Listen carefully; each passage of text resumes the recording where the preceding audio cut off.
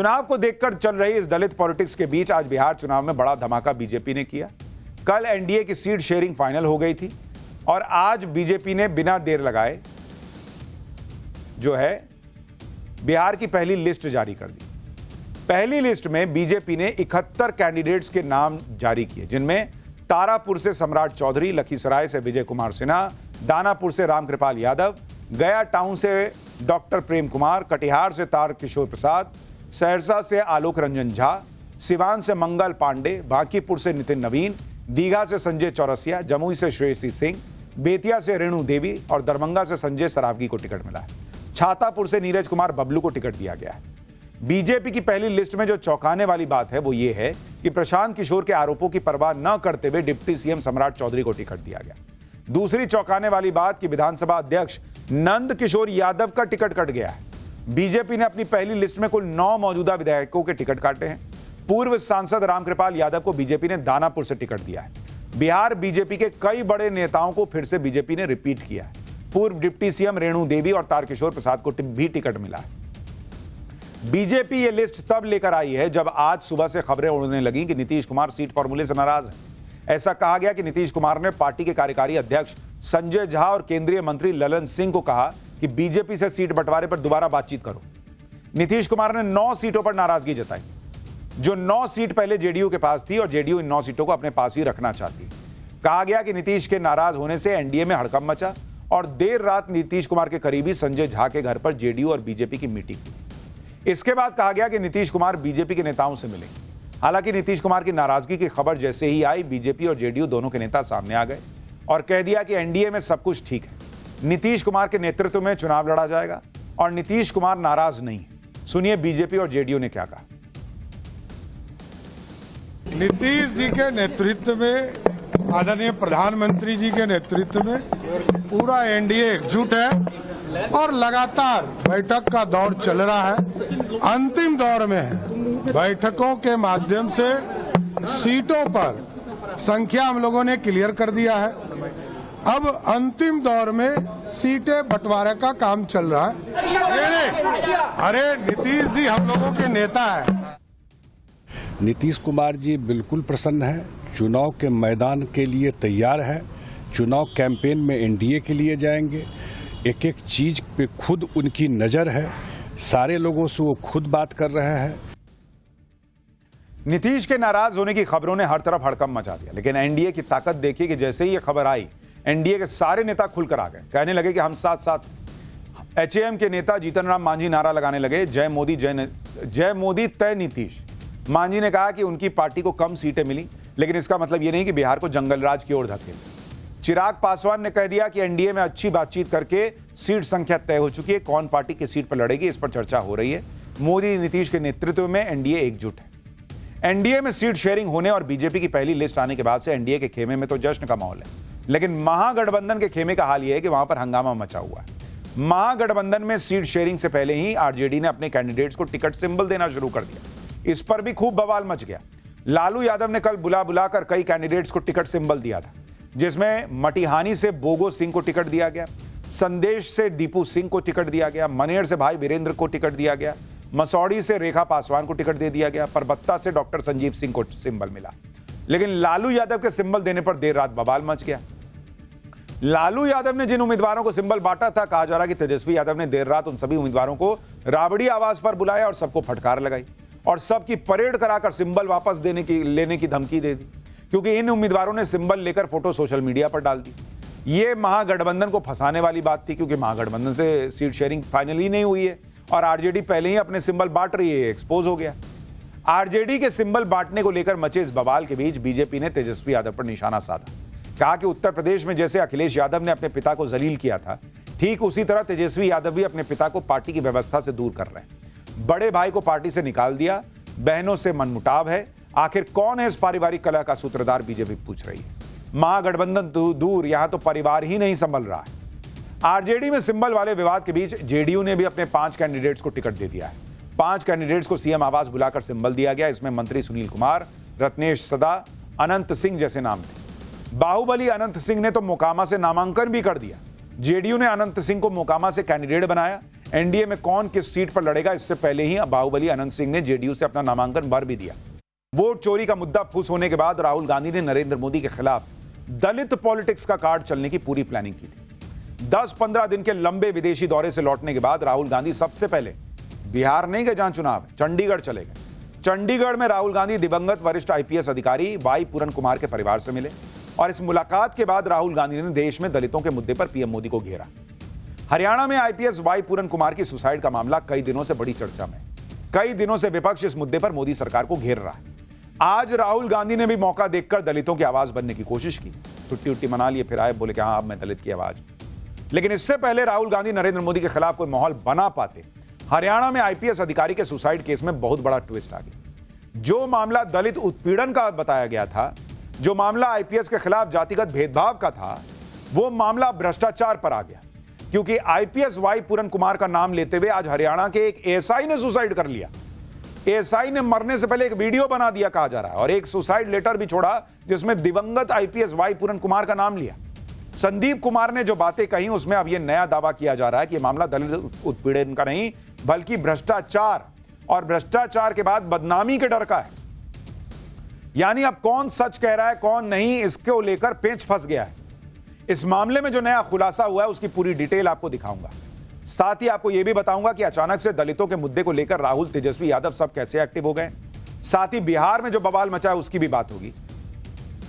हरियाणा में वरिष्ठ आईपीएस अधिकारी वाई पूरन कुमार की सुसाइड का मामला आजकल बहुत चर्चा में। 52 साल के वाई पूरन कुमार ने 7 अक्टूबर को चंडीगढ़ में अपने घर में खुद को गोली मार ली थी। पूरन कुमार ने अपने सुसाइड नोट में हरियाणा के डीजीपी समेत वरिष्ठ पुलिस अधिकारियों पर जातिगत भेदभाव, जातिगत उत्पीड़न का आरोप लगाया था। इसी वजह से इस मामले में भूचाल आया हुआ है। लेकिन आज एक और भूचाल तब आ गया जब आज ही हरियाणा में एक और अधिकारी ने सुसाइड कर लिया। रोहतक में बताया जा रहा है कि वहां पर रोहतक में एक एएसआई संदीप कुमार ने सुसाइड कर लिया। एएसआई ने खुद को गोली मार ली।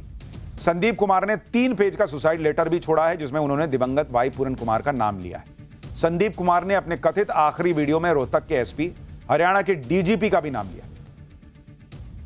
संदीप कुमार ने 3 पेज का सुसाइड लेटर भी छोड़ा है जिसमें उन्होंने दिवंगत आईपीएस अधिकारी वाई पूरन सिंह का नाम लिया। संदीप कुमार ने आरोप लगाया है कि आईजी पूरन कुमार ने जातीय उत्पीड़न की वजह से नहीं बल्कि अपने भ्रष्टाचार के आरोपों पर बदनामी के डर से सुसाइड किया।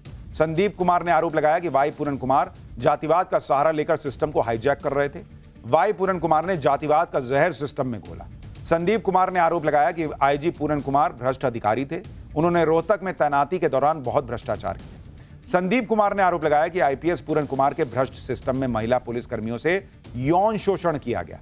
संदीप कुमार ने आरोप यह भी लगाया कि आईपीएस पूरन कुमार और उनका पूरा परिवार भ्रष्टाचार में लिप्त है।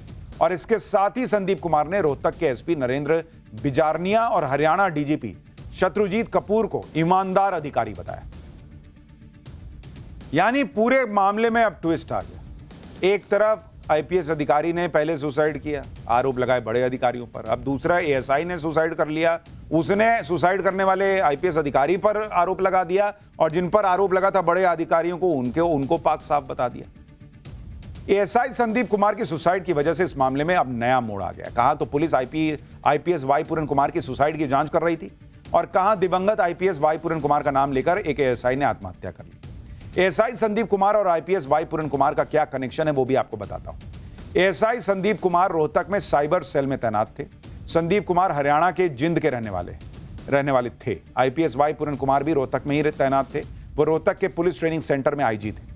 दावा है कि मृतक एएसआई संदीप कुमार किसी जांच टीम का हिस्सा थे जो आईपीएस वाई पूरन कुमार के गनमैन सुशील कुमार से जुड़े मामले से संबंधित थे। फिलहाल पुलिस ने शव को पोस्टमार्टम के लिए भेज दिया है और मामले की जांच जारी है।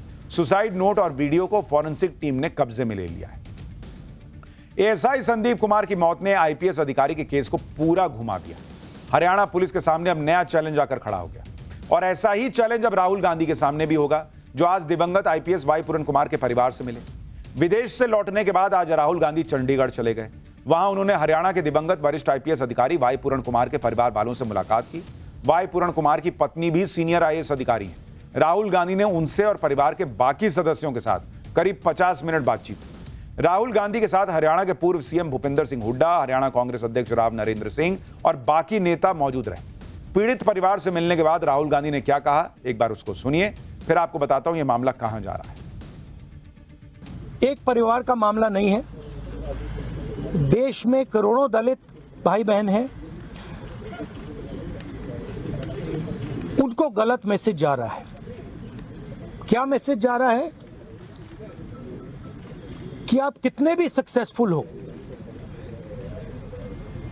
कितने भी इंटेलिजेंट हो, कितने भी कैपेबल हो, अगर आप दलित हो आपको दबाया जा सकता है, आपको कुचला जा सकता है, आपको फेंका जा सकता है, और ये हमारे लिए एक्सेप्टेबल नहीं है। तो मेरा मैसेज है as LOP to prime minister of India, to chief minister of Haryana, आपने इन दो बेटियों को जो कमिटमेंट दिया है इसको आप पूरा कीजिए, और जो इनका फ्यूनरल है, पापा का फ्यूनरल है, उसको होने दीजिए और ये तमाशा आप बंद करिए। तो ये क्लियर मैसेज मैं प्रधानमंत्री को देना चाहता हूं, हरियाणा के चीफ मिनिस्टर को देना चाहता हूं कि एक्शन लीजिए, ऑफिसर्स पे कार्रवाई कीजिए और इस परिवार पर जो प्रेशर है उसको हटाइए। आईपीएस अधिकारी वाई पूरन कुमार की आत्महत्या के केस में दलितों के उत्पीड़न से उसे जोड़ा जा रहा है। इससे पहले भी राहुल गांधी ने कहा था कि जब एक आईपीएस अधिकारी को उसकी जाति के कारण अपमान और अत्याचार सहने पड़े तो सोचिए आम दलित नागरिक किन हालात में जी रहा होगा। रायबरेली में हरिओम वाल्मीकि की हत्या, सर्वोच्च न्यायालय के मुख्य न्यायाधीश का अपमान और अब पूरन जी की मृत्यु, ये घटनाएं बताती हैं कि वंचित वर्ग के खिलाफ अन्याय अपनी चरम सीमा पर है। बीजेपी आरएसएस की नफरत और मनुवादी सोच ने समाज को विष से भर दिया है। दलित, आदिवासी, पिछड़े और मुस्लिम आज न्याय की उम्मीद खोते जा रहे हैं। प्रियंका वाड्रा ने भी इस मुद्दे पर मोदी सरकार को घेरते हुए कहा कि यह पूरा प्रकरण इस बात का सबूत है कि भाजपा राज में ऊंचे पदों पर पहुंचकर भी दलित समाज के लोग सुरक्षित नहीं और ना ही उनके लिए न्याय है। यानी राहुल गांधी और प्रियंका वाड्रा ने यही माहौल बना दिया कि मोदी राज में तो दलितों पर अत्याचार हो रहा है, मोदी राज में दलित होना गुनाह हो गया। हरियाणा में वरिष्ठ आईपीएस अधिकारी की मौत का मामला क्या है, इसमें परिवार की क्या मांग है, हरियाणा सरकार क्या कह रही है, आपको सुनना चाहिए। दरअसल आईपीएस वाई पूरन कुमार ने 7 अक्टूबर को चंडीगढ़ के सेक्टर 11 स्थित आवास के साउंड प्रूफ बेसमेंट में खुद को गोली मार ली।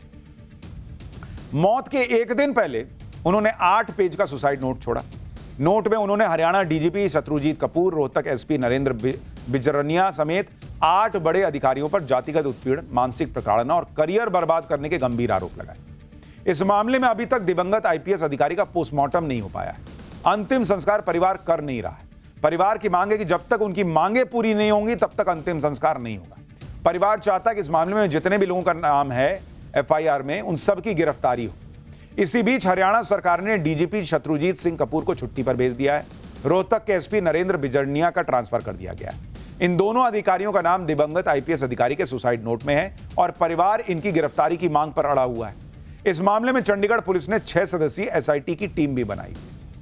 राहुल गांधी आज दलितों के मुद्दे पर प्रधानमंत्री को घेर रहे हैं, लेकिन आप उनका इसी साल जनवरी में दिया हुआ बयान सुनिए, जिसमें राहुल गांधी ने खुद माना कि कांग्रेस पार्टी ने दलितों, पिछड़ों, अति पिछड़ों और अल्पसंख्यकों के लिए जो करना था वो नहीं किया। सुनिए वो कैसे खुद कुछ दिन पहले मान रहे थे कि कांग्रेस राज में दलितों की अनदेखी हुई और अब कह रहे हैं कि मोदी राज में दलितों के साथ ऐसा हो रहा है।